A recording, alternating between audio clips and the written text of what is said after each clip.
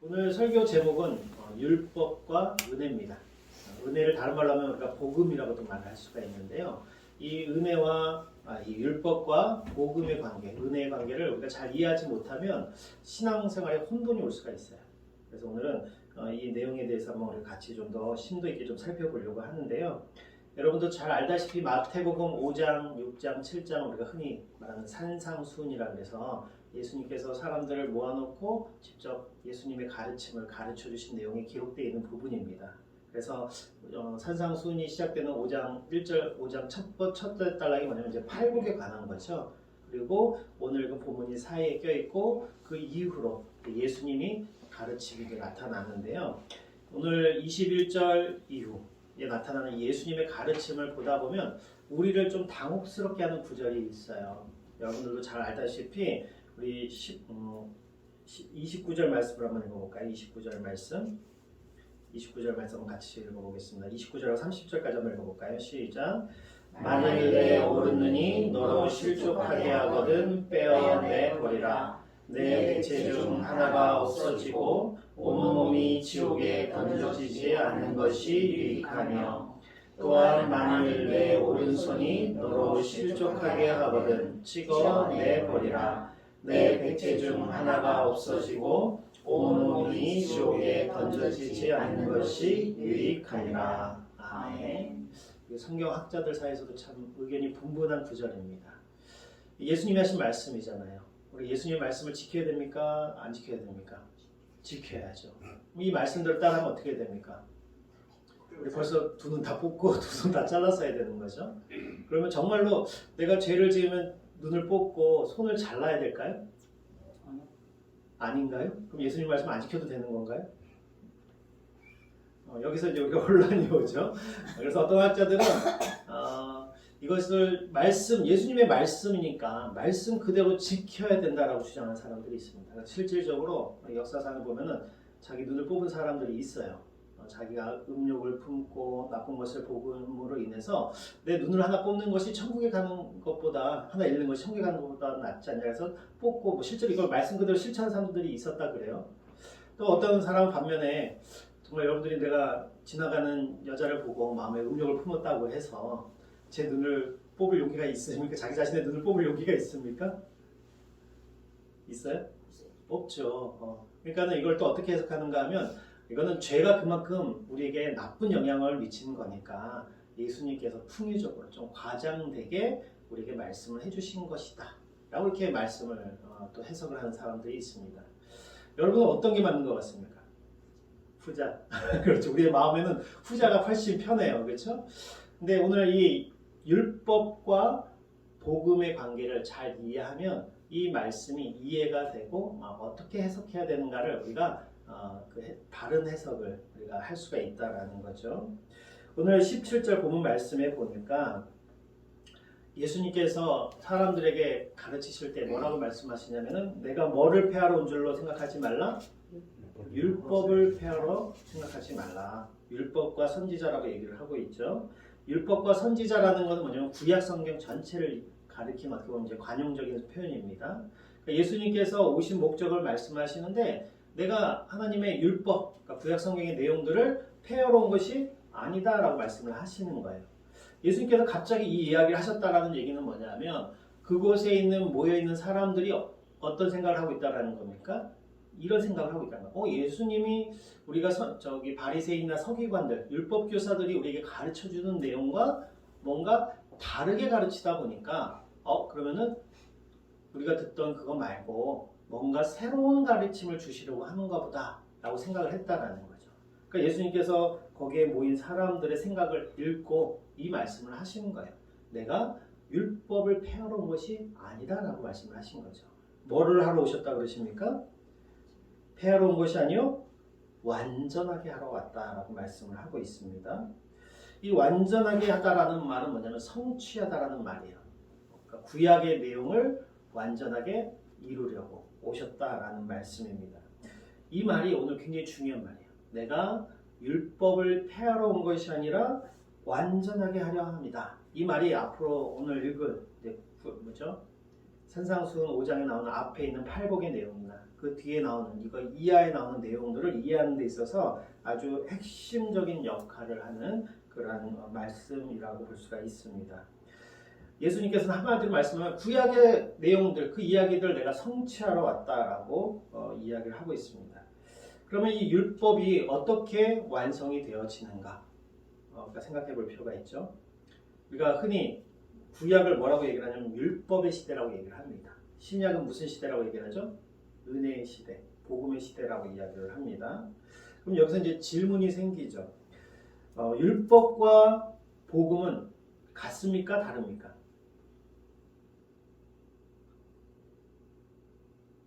어렵습니까? 뭔가 알 것 같은데 이게 뭐라고 딱히 설명하기가 참 어렵죠? 네. 구약의 시대를 우리가 율법의 시대라고 그러고 신약의 시대를 복음의 시대, 은혜의 시대라고 합니다. 왜 그렇게 생각을 하죠?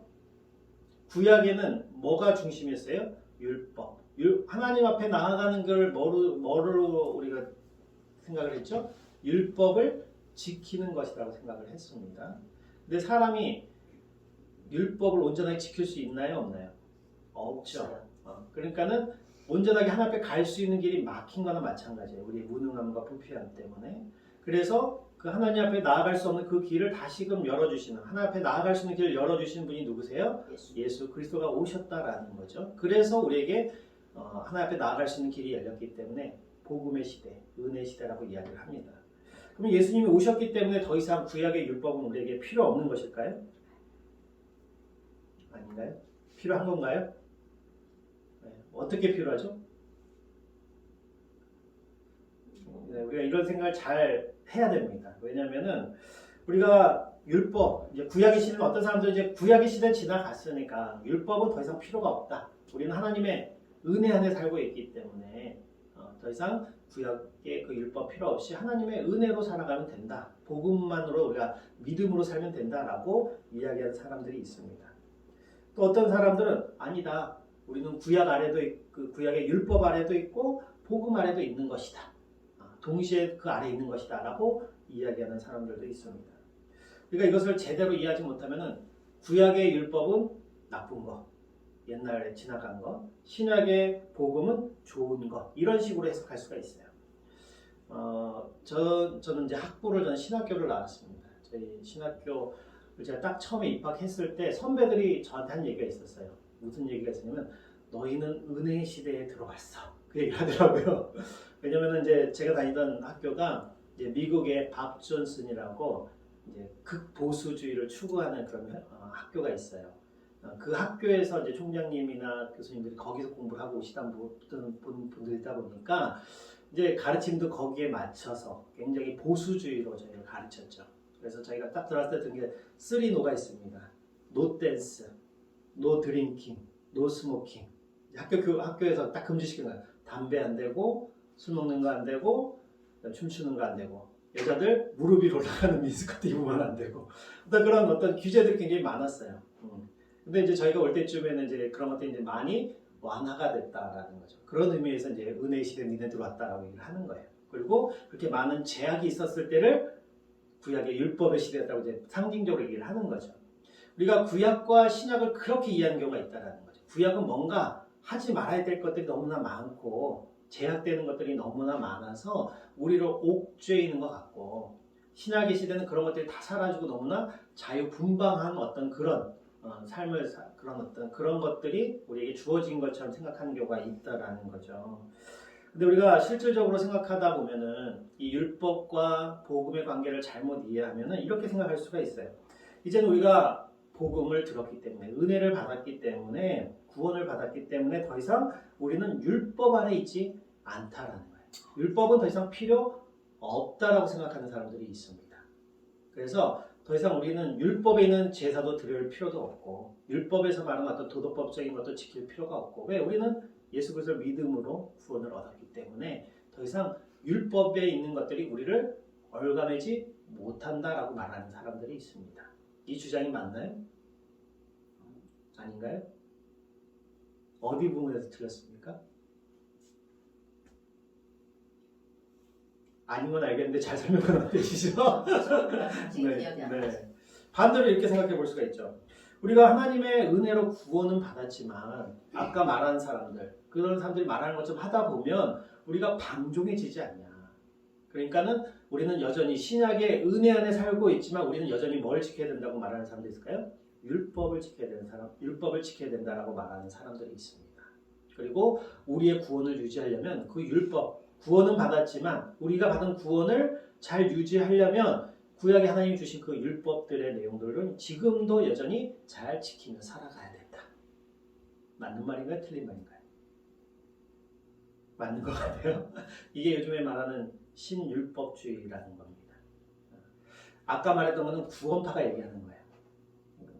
우리가 구원으로, 그러니까 은혜로 말미암아 구원을 얻었기 때문에 더 이상 우리는 율법이 필요 없다라는. 내가 짓는 죄는 율법이 말하는 그런 죄를 짓는 그 죄는 더 이상 나의 구원에 관여하지 못하기 때문에 우리는 그 죄를 져도 상관없다라고 생각합니다. 율법을 더 이상 지키지 않아도 된다라고 말하는 게 구원파의 교리고요. 방금 말한 이 신율법주의는 그렇게 은혜만 강조하다 보니까 사람들이 어떻게 살아갑니까? 자꾸 방종한 삶을 살아간다는 거예요. 이미 구원 받았는데 죄 짓고 또 회개하면 되지. 이런 식으로 가다 보니까 이제 반대 방향으로 지금의 우리가 받은 구원은 은혜로 받았지만 이 구원을 잘 유지하려면 여전히 우리는 율법을 잘 지켜야 된다라고 주장하는 거죠. 두 가지 다 틀렸습니다. 우리는 이걸 잘 이해해야 돼요. 우리가 이걸 잘 이해하려면 하나님이 우리에게 율법을 주신 목적이 무엇인가를 잘 이해해야 됩니다. 우리가 율법을 하나님께서 우리에게 주셨을 때를 두 가지 면으로 봐야 돼요. 하나는 윤리적인 면입니다. 하나님이 율법을 누구에게 주신 거죠? 구약시대 때 이스라엘 백성들 어떤 상태에 있던 사람들입니까? 원래는 애굽에서 400여 년 동안 노예 생활을 하던 사람들을 하나님께서 그들 모세를 통해서 구원해내서 건져내서 하나님의 백성으로 삼으셨잖아요. 그렇죠? 그리고 그 하나님의 백성으로 삼은 그 사람들에게 하나님의 백성으로서 어떻게 살아가야 될 것인가를 알려주신 것이 뭐예요? 십계명이고 율법입니다. 구약의 내용들이에요.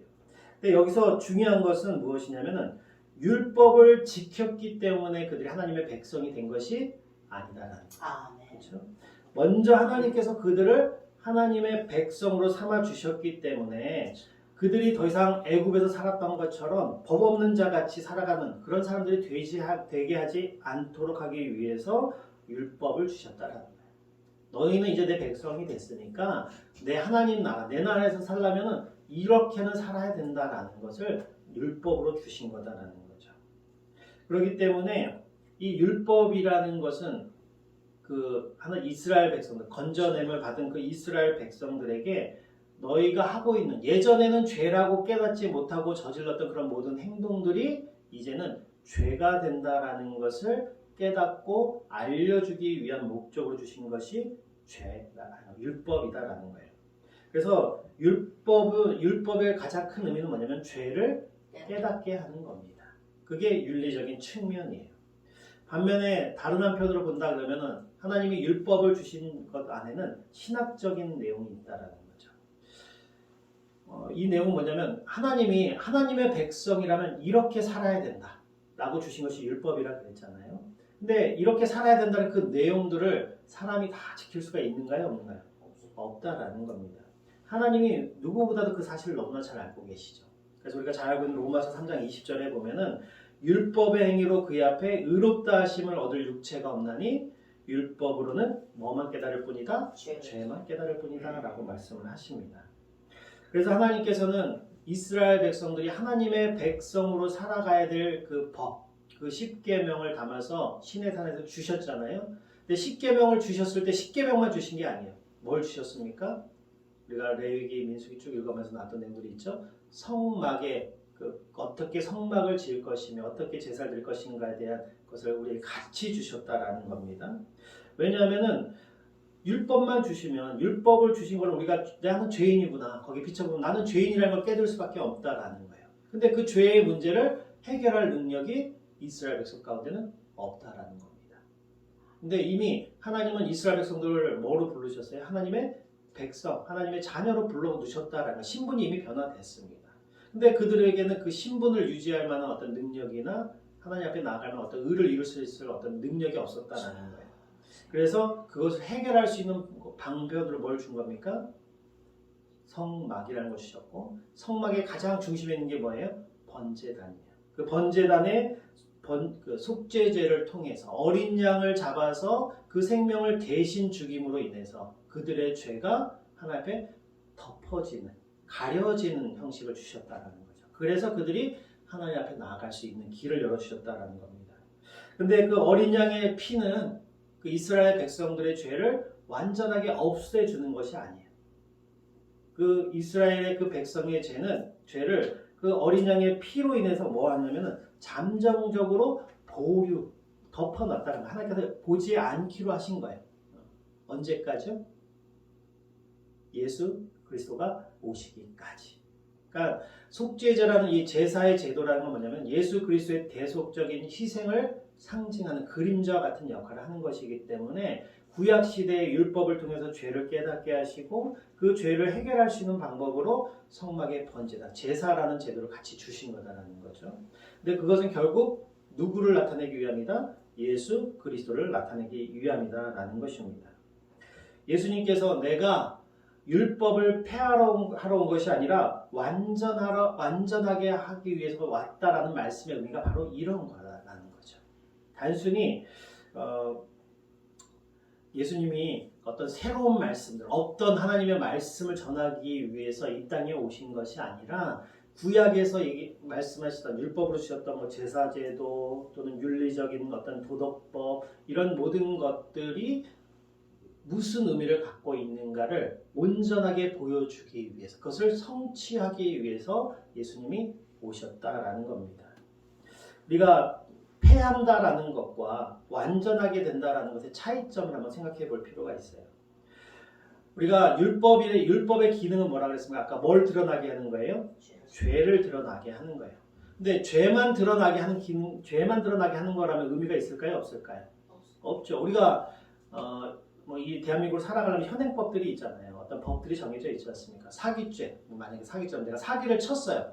그러면 그게 법을 통해서 너는 사기죄를 저질렀어. 여기까지만 한다 그러면 누구나 다 어떻게 하겠어요? 또 사기를 치겠죠. 그렇죠. 뭐가 있어야 됩니까? 죄가 발견이 되면 그에 대한 벌이 있어야 되죠. 마찬가지로 율법이 우리의 죄를 드러낸다라는 얘기는 뭐냐면 그 죄의 결과로 우리에게 어떤 벌이 있다는 거죠. 그 벌이 뭡니까? 사망이라는 거예요. 죄의 삭습, 사망이다라는 거죠. 근데 이 율법이라는 것은 누가 제정해서 주신 거예요? 하나님이 제정해서 주신 거잖아요. 그럼 하나님이라 할지라도 하나님이 제정하신 이 율법을 변개케 할 수 있을까요? 없을까요? 없어요. 왜요? 하나님은 신실하신 분이시고 하나님은 공의로우신 분이시기 때문에 우리가 옛날에 왕들도 마찬가지예요. 왕이면 우리가 지금 생각하면 왕이면 자기 마음대로 뭐든지 다 할 수 있을 것 같잖아요. 내가 말했던 것도 뒤집고 요즘에 방송 나가는 이런 얘기도 좀 하지만 우리 저기 계시는 분께서 자기가 했던 말 다음날 뒤집고 막 그러잖아요. 그렇게 할 수가 없다라는 거예요. 옛날 왕들도 자기가 한번 칙령을 내려 도장을 꽝 찍으면 자기 의지될 것을 마음대로 바꿀 수가 없었다는 거예요. 하물며 하나님께서 본인이 직접 약속으로 주신 그 율법을 하나님이 마음대로 바꿀 수가 없다라는 거예요. 그래서 예수님이 이 땅에 오셔서 하신 일이 뭐냐면은 그 율법의 모든 내용들을 다 성취하시는 거였어요. 인간 중에는 그 율법의 내용을 다 성취한 사람이 있습니까? 없습니까? 없어요. 근데 예수님이 오셔갖고 하신 것들 내용을 쭉 살펴보면 예수님은 난지 8일 만에 할례를 받으셨죠. 그 다음에 세례를 받으셨어요. 그리고 도덕적으로는 그 율법에 저촉될 만한 어떤 것도 하지 않으셨다고 성경이 분명히 증언을 하고 있잖아요. 그러니까 오직 율법이 요구하는 그 모든 내용들을 온전하게 이루신 분이 예수 그리스도라는 겁니다. 근데 우리가 한번 생각해 볼 것이 이런 거예요. 예수님, 우리가 요한복음 우리 목사님이 강의하실 때 간음한 여인의 이야기가 나오잖아요. 그때 간음한 여인을 잡아다가 그 율법사들 바리새인들이 예수님 앞에 던져놓고 이 여자를 어떻게 하면 좋겠습니까? 물어보잖아요. 율법에는 뭐라고 되어 있습니까? 돌로 쳐서 죽여라 라고 하니까 예수님께서 죄 없는 자가 먼저 돌로 치라 그러니까 사람들이 다 그냥 가잖아요. 돌 놓고. 그러고 나서 예수님이 그 여인을 향해서 뭐라고 얘기를 합니까? 나도 너를 정죄하지 않는다 라고 얘기를 하잖아요. 율법의 요구는 뭡니까? 가늠한 자는 돌로 쳐서 죽여야 되는 게 벌이에요. 그렇죠? 근데 예수님이 뭐라 그래요? 나도 너를 정죄하지 않니. 다시는 죄를 짓지 말라고 그냥 보내줬어요.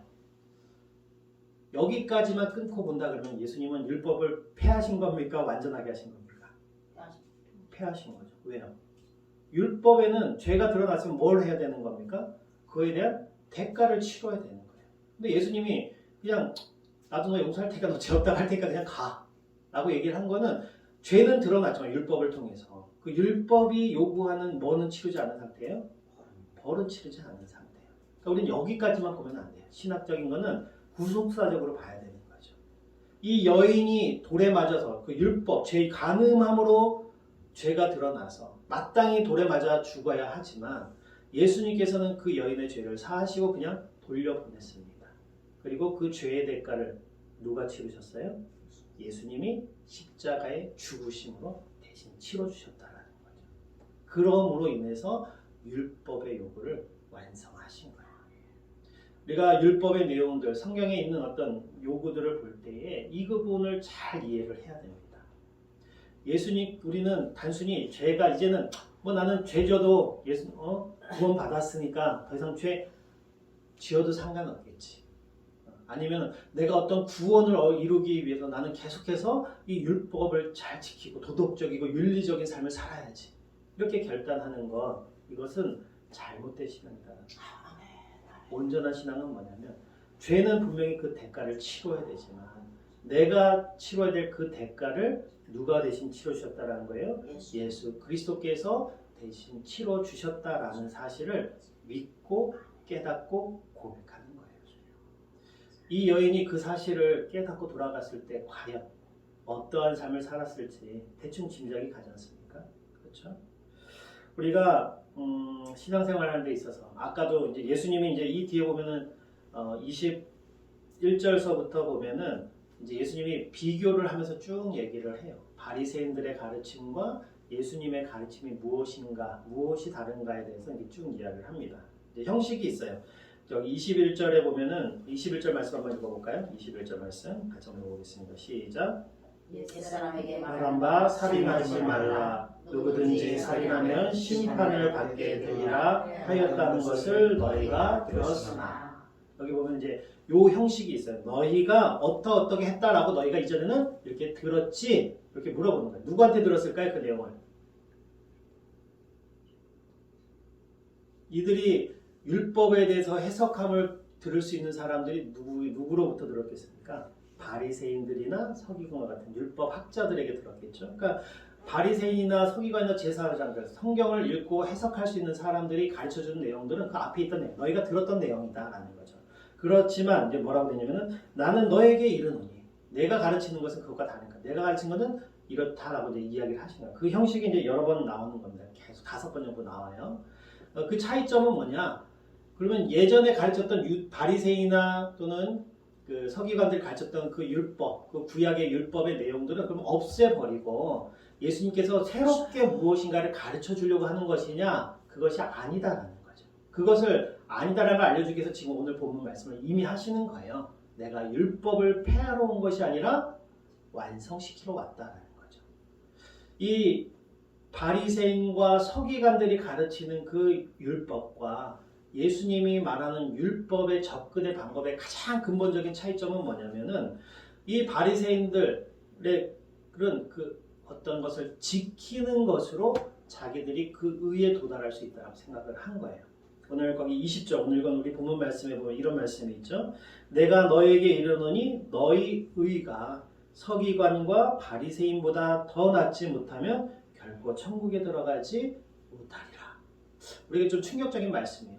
우리가 생각하기에 바리새인과 서기관들 그러면 어떤 사람들입니까? 여러분 우리가 쭉 여태까지 듣던 메시지들 들어보면 본받지 말아야 될 사람들이잖아요. 그렇죠? 근데 예수님이 야 니네가 천국에 가려면 저 사람들보다 더 뛰어난 의를 행하면서 살아야 돼 라고 말씀을 하시는 거예요. 당시 이스라엘 사람들이 보기에 바리새인과 서기관들의 의라는 것은 감히 일반인들이 범접할 수 없는 내용들이었어요. 그 하나님이 주신 그 10계명의 그 토라의 내용들을 그들 나름대로 세분화시켜갖고 해야 될 것과 하지 말아야 될 것들을 쭉 해서 그것을 다 지켜내는 사람들이 누구였냐면은 바리새인과 서기관들이었어요. 그러니까 존경을 받는 사람들이었죠. 일반 백성들로부터. 근데 예수님께서는 이들을 신랄하게 비판하시죠. 처음부터. 독사의 XX들아 그러면서 신랄하게 비판해요. 그 비판하는 이유가 뭐냐면은 하나님이 주신 그 율법을 하나님의 수준이 아닌 자기네 수준으로 끌어내린 다음에 그것을 다 지켰다라고 생각했다라는 거예요. 이들이 생각하는 율법은 뭐냐면 그것을 지켜서 천국에 갈 수 있는 것으로 율법을 생각을 했어요. 율법이라는 건 뭐냐면 의롭게 되는 거고 의롭게 만들어주는 다 지키면 의롭다라고 칭함을 받는 거예요. 의롭다라는 얘기는 뭐냐면은 하나님 앞에 나아갈 수 있는 걸 말합니다. 하나님은 거룩하신 분이시기 때문에 하나님이 의롭다라고 인정하지 않는 자는 그 앞에 설 수가 없는 거예요. 근데 이 율법을 다 지키면은 하나님 앞에 설 수 있는 그 의를 얻을 수가 있는 거죠. 그러니까는 바리새인과 유대인들은 이 하나님의 이 구속사적인 내용들을 이해하지 못하다 보니까 자기네들 수준 안에서 천국은 가야 되잖아요. 그렇죠? 그러면은 자기네들이 지킬 수 없는 것들은 어떻게 하겠어요? 없애거나 줄이거나 약화시키거나 아니면은 자신들이 지킬 수 있는 수준으로 그걸 끌어내려서 뭐 주일에는 뭐 하면 안 되고 뭐 하면 안 되고 뭐 하면 안 되고 뭐 하면 안 되고 어떤 뭘 하지 않는 것으로 아니면 뭔가를 반드시 해야 되는 어떤 것으로 정해 놓은 다음에 그것을 지키고 그것을 행함으로 인해서 나는 율법을 다 지켰다라고 생각을 한 거예요. 그러니까 이들에게는 예수님이 필요할까요? 필요하지 않을까요? 필요가 없는 거예요. 복음이 필요가 없는 사람들. 자기 의로 충만한 사람들이라는 거죠. 그러니까 이들은 늘 뭘 했기 때문에 자기 의가 충분해. 그래서 기도할 때도 어떻게 합니까? 사람들 많은 데서 고개 빳빳하게 들고 서서 어떻게든 최대한 거룩하게 보이는 모습으로 기도를 한다는 거예요. 그래서 기도의 내용도 웃기죠? 비교잖아요. 저 누세리와 같이 하나님 저 의롭지 못한 저놈과 같이 나는 그렇게 살지 않았어요. 나는 그래도 하나님 보시기에 이 율법들 다 지키고 떳떳하게 나름 거룩하게 살았습니다. 이게 바리새인과 서기관들의 모습이었다는 거죠. 우리의 모습 속에도 있어요. 내가 잘하는 부분들이 있어요. 그러니까 신앙생활 하다 보면 내가 강점을 갖고 있는 부분들이 있습니다. 그리고 잘 못하고 안 되는 부분들이 있어요. 그럼 우리는 뭘 주로 갖고 하냐면은 잘하는 걸 가지고 해요. 봉사를 열심히 잘하시는 거. 그게 쉬운 분들은 기도 열심히 하고 성경 열심히 읽는 분들 그것만 열심히 하시는 분들을 보고 뭐라 그럽니까? 저희 권사님은 기도하고 말씀을 열심히 보고 예배는 열심히 전하는데 왜 봉사할 때 나타나지도 않냐고 막 그렇게 비판하고 또 반대로 이쪽에 있는 분들은 어때요? 저 사람 맨날 일만 열심히 하지 기도도 안 하고 성경도 안 읽는 이런 어떤 비교 의식 속에서 우월감에 빠지기도 하고 때로는 열등감에 빠지기도 하고 어떤 그런 모습 속에서 살아간다는 거예요. 근데 예수님이 지적하고자 하는 내용은 그게 아니라는 거죠. 우리가 무엇을 행함으로써는 도저히 하나님 앞에 나아갈 수가 없다라는 거예요.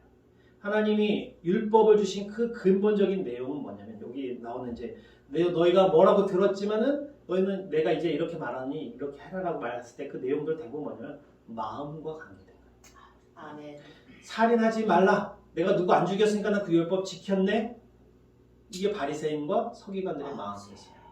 근데 예수님이 뭐라 그래요? 너 누구 안 죽인 거? 그게 살인 안 한 거 아니야. 네가 마음속에 형제를 미워하고 형제에게 욕하고 시기하고 그런 모든 것들이 네 형제를 살인한 것과 마찬가지야 라고 얘기를 하는 거죠. 여기 간음하지 말라. 난 다른 여자 쳐다보지도 않았어요. 다른 여자하고 잔 적도 없어요. 이게 가능하지 않았다는 게 아니라는 거죠. 마음에 음욕을 품 것 자체가 간음했다라는 거예요. 어떤 무엇을 하는가의 문제가 아니라 그 마음, 본질, 그 마음 속에 어떤 마음을 갖고 있었느냐가 죄가 된다는 것을 지적을 하고 있는 거죠.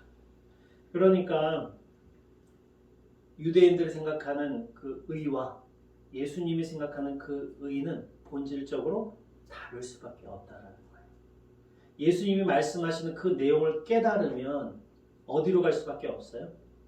나는 내 힘으로는 하나님이 요구하시는 이 율법을 도저히 지켜낼 수가 없구나라는 걸 깨닫게 되는 거죠. 그래서 누구를 찾아갈 수밖에 없어요?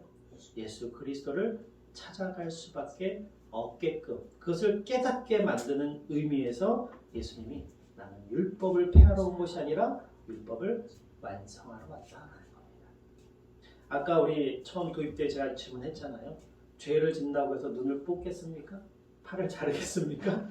눈을 뽑는다고 죄가 안 지어지나요? 팔을 자른다고 죄를 안 짓나요? 옛날에 우리 많이 듣던 우스갯소리 있잖아요. 도박 좋아하는 사람이 나 어느 날 도박 끊겠다고 손목을 잘랐더니 얼마 지나서 여기 뭐 팔꿈치에 기든 어디든 도박을 다시 시작하고 있는 거예요. 우리의 모습은 그런 거예요. 뭘 하느냐 안 하느냐로 판가름하면 그걸로는 우리가 이겨낼 수 있는 죄가 없다라는 겁니다. 오늘 이 말씀을 통해서 우리가 깨달아야 되는 게 이것이에요. 19절 말씀 한번 읽어볼까요? 19절 말씀.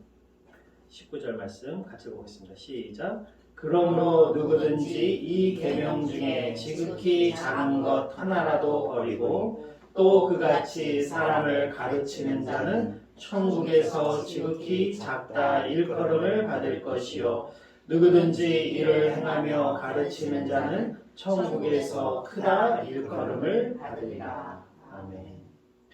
여기 보면 지극히 작은 것이라도 버리고 그것을 가르치는 사람들은 누굴까요? 율법에 있는 내용들 1점이라도 하나님께서 없어지지 아니라고 말씀하셨는데 그 율법의 내용들 중에 어떤 것은 중한 것이고 어떤 것은 경한 것이고 이것은 반드시 지켜야만 되고 이것은 뭐 지킬 수 있으면 지키고 뭐 어쩔 수 없으면 못 지켜도 되는 어떤 그런 것으로 구분해 놓고 그것을 가르치는 자 누구예요? 바리새인과 서기관들입니다. 그런 사람들은 지극히 작다라고 결심을 받을 것이고 반대로 누구든지 이것을 하나님이 말씀하신 것을 행하며 가르치는 자는 천국에서 크다라고 얘기를 합니다. 이것을 행하며라는 말은 단순히 율법이 뭘 하라 하지 말았을 때 그것을 행했다 안 했다를 얘기하는 게 아니겠죠. 뭐겠습니까? 자기가 죄인임을 깨달아서 아멘. 내 힘으로는 구원받을 능력이 없으니 우리가 하나님께로 나아가려면 예수 그리스도를 찾아갈 수밖에 없고 그것을 가르치는 자는 천국에서 크다라는 얘기예요. 근데 우리가 성경을 읽다 보면은 비교하는 게 있어요. 어떤 사람은 천국에서 크고 어떤 사람은 천국에서 작고 어떤 사람은 천국에서 상을 많이 받고 어떤 사람은 상도 못 받고 부끄러운 구원을 받고 이런 거 들어본 적 있으시잖아요. 저 한동안 이게 저에게 굉장히 큰 딜레마였어요. 천국인데 천국이 이 세상처럼 누구는 상을 많이 받고 누구는 상을 적게 받고 어떤 차별이 있으면 되나? 그게 저에게 큰 딜레마였어요. 그렇잖아요. 우리 예전에 부흥사님 설교할 때 간간히 그러잖아요. 어떤 목사님은 이 땅에서 뭐 교회도 크게 하고 뭐 큰일도 하는데 천국에 갔더니 자기 가서 봤더니 뭐 개털 모자 쓰고 뭐 요만한 집에 있고 어떤 이름 없던 집사님은 천국에 가서 봤더니 막 맨션에 3층짜리 맨션 의리라는 집에 살고 그런다는 얘기 이제 들어보신 적 있잖아요. 물론 비유적으로 얘기를 하셨겠지만 천국에 가서도 누구는 3층짜리 맨션 집에서 살고 누구는 개털 모자 쓰고 초라한 판잣집에서 살고 그게 무슨 천국일까? 과연 하나님이 말씀하시는 상급이 과연 뭘까? 이제 그걸로 한참 고민을 한 적이 있었어요. 근데 오늘 이제 이 말씀도 얼핏 보면 그렇게 보이잖아요. 이렇게 한 사람은 천국에서 작고 어떻게 한 사람은 천국에서 크다라고 얘기를 하고 있잖아요. 이것이 이렇게 비교급으로 돼 있다 보니까 마치 천국에 가면 큰 사람도 있고 작은 사람도 있는 것처럼 보이지만 여기서 말하는 것은 개별적으로 말하는 거예요. 율법에 있는 것들을 지극히 작은 것 하나라도 버리고 그것을 그렇게 가르치는 자는 천국에서 지극히 작다라는 말은 뭐냐면 천국에 갈 수 있다라는 말이에요? 없다는 말이에요? 없다라는 말이에요. 반대로 일을 행하고 가르치는 자는 천국에서 크다라는 말은 뭐냐면은 천국에 이런 사람들이 간다라는 걸 얘기를 하는 거예요. 천국에는 크고 작고 높고 낮음이 있을까요? 없을까요? 그런 게 있다면 그게 천국일까요, 여러분? 그렇죠. 만약에 많이 받을 수 있죠. 우리가 뭐 5달란트 받은 사람도 있고 2달란트 받은 사람도 있고 1달란트 받은 사람도 있잖아요. 물론 하나님 앞에 많이 주어지겠지만 그거를 내가 천국에서 해줘야하고 나는 5달란트 받았으니까 30짜리 맨션 짓고 살고 2달란트 받은 사람은 적게 받았으니까는 1층짜리 빌라 하나 짓고 살고 그럴까요 천국이? 그렇지 않죠. 5달란트 받은 사람이나 2달란트 받은 사람 나누증이 하나님 앞에 섰을 때는 그 모든 영광을 누구한테 돌리겠어요? 계시록에 보면은 멸류관을 벗어서 하나님 앞에 드린다라고 되어 있지 않습니까? 그렇죠? 거기는 소유의 개념이 없는 곳이잖아요.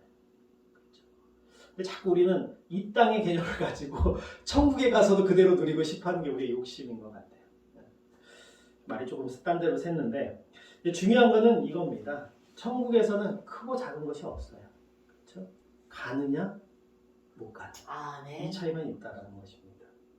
중요한 거는 율법은 하나님 앞에 나아갈 수 있는 의를 얻는 길이기는 분명해요. 그렇죠? 그거로 하나님이 우리에게 이렇게 살면 너는 하나님 앞에 의롭다함을 얻고 내 앞에 나올 수 있어라고 주신 것이 맞기는 맞아요.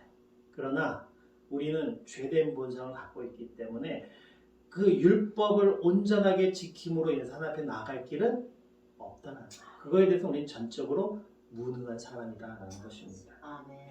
그래서 하나님께서 우리에게 하나님의 백성을 택한 자들에게 하나님 앞에 나올 수 있는 길을 유일한 길을 열어주셨죠. 그것이 누구십니까? 예수 그리스도시다라는 겁니다.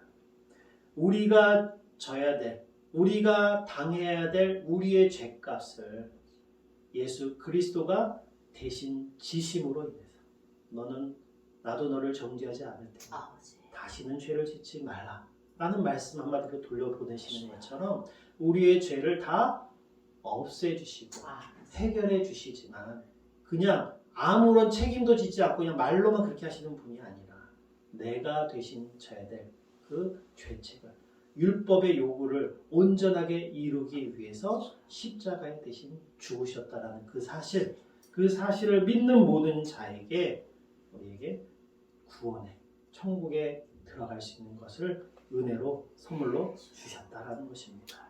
이게 복음이에요. 오늘 살고 있는 우리에게 율법과 복음은 어떻습니까? 율법을 지키며 살아야 될까요? 지키지 않고 살아야 될까요? 다시 원점으로 돌아왔습니다. 우리는 더 이상 제사를 드릴 필요가 없죠. 그렇죠? 그렇다고 해서 하나님이 요구하시는 살인하지 말라, 간음하지 말라, 내 부모를 공경하라. 우리에게 주신 그 율법의 내용들은 지키며 살아야 될까요? 지키지 말아야 될까요? 지켜야죠. 그렇죠? 근데 그것이 어떤 내가 의에 이르기 위한 구원을 얻기 위한 수단으로서 우리가 지키는 것이 더 이상 아니다라는 거예요. 예수 그리스도께서 십자가의 죽으심으로 말미암아 우리에게 새 법을 주셨죠. 그것이 뭐냐면 사랑의 법입니다. 아멘.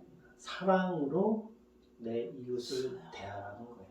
거기에 십계명의 모든 내용들, 내 이웃을 내 몸과 같이 사랑하는 그 말씀 안에 부모를 공경하고 도둑질하지 말고 간음하지 말고 살인하지 말고 그 모든 내용들이 다 들어가 있다는 거예요.